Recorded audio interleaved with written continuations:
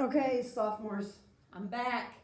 It's Monday, and I told you guys that you have to finish Julius Caesar. So I'm gonna go through some of the stuff in the last part of the play, and I'm gonna explain some things that are happening before you get to your reading. So maybe when you do read it, you understand what it means. So really quick, where we left off the last time we were on Julius Caesar was that Cassius and Brutus met, and they aired their grievances with each other.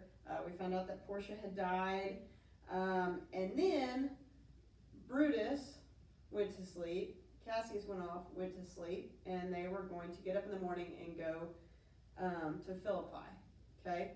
But what changed those plans was the ghost of Caesar appeared. Ooh, that's for you, Joel. The ghost of Caesar appeared, and he told Brutus that he would see Brutus and his army at Philippi. So obviously this freaked Brutus out. Brutus got up and told his men to go get Cassius and get their men ready, and they were going to go ahead and march to Philippi now, which is in the middle of the night, obviously. Okay. So some things after that. This is where you should start your reading now. I think we're on the plains of Philippi on scene 1. Actually, we talked about this. Octavius and Antony met in the middle of the battlefield with Brutus and Cassius, and they kind of had some words back and forth, and then they went back to their opposing sides because they're going to start fighting.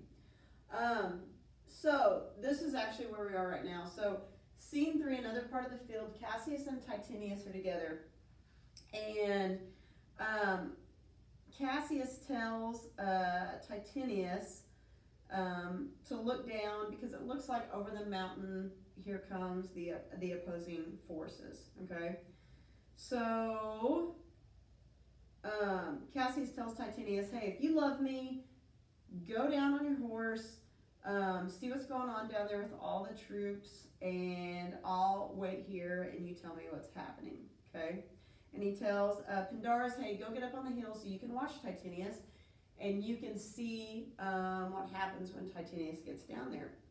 So what happens is Titinius goes down on his horse, and Pindarus is up on the hill, and he's looking, and he's like, "Oh no, it looks really bad.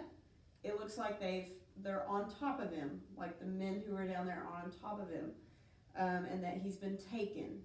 So to Pindarus, it looks like it was obviously Antony and Octavius' forces, and they've probably killed Titinius. So, with this news, Cassius, which we know, Cassius is, he acts like he's brave, but he's not, gets upset that he sent Titinius to his death. He believes he did.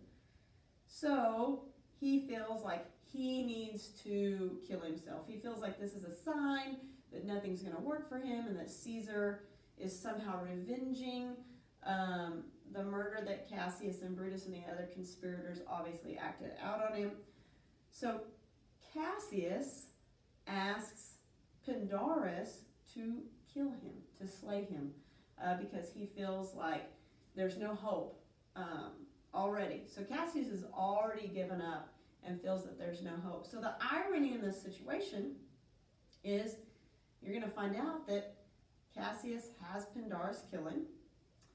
And then right when that happens, here comes Titinius with Messala. And we thought Titinius was dead. And Titinius is like, "Whoa, what are you talking about? Why is he dead? Oh no, he must have thought that I died." But really when Titinius went down, it was actually some of their soldiers. And they actually were celebrating, and he got off of his horse, and they were around him celebrating, and it looked as though Titinius had been overtaken, but he actually wasn't.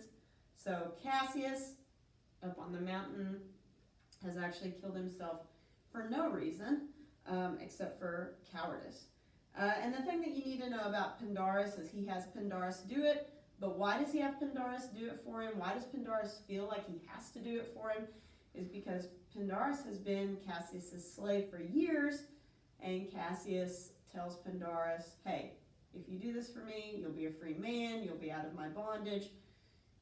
do this, and then you can flee and be free. So Pandarus isn't even there when Titanius and Messala come back up the mountain. Okay, so that's all for today. I know that you guys are probably going to read more than that, but you need to understand the irony in that situation, and that Cassius is now gone. So the next part of the play is going to shift to Brutus and his army and what is happening there. So remember, if you have any questions about any of the reading, and I'll do another video probably tomorrow, make sure you post it in the classroom, and I'll be sure to answer any questions you have, okay? Have a good day, guys.